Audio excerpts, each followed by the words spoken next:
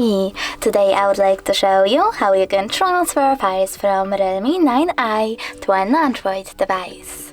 First of all, go into Play Store on both smartphones, click on the search bars and type in Send Anywhere. Then download this free app from this developer and open it.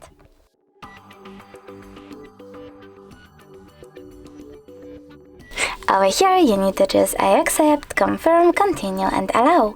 Then do exactly the same on the other smartphone. I accept, confirm, continue, allow. Now select Send on Realme and Receive on an Android. After that you need to tap on all of those dots and just send. This way you will select all of those files and transfer them. It will take a long time though, so I'll go with only one. Click on Send and tap on Got it.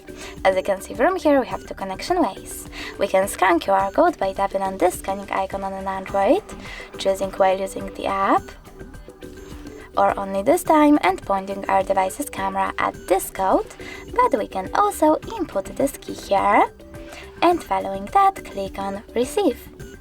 Now, after a couple of seconds, as you can see, my file was successfully transferred.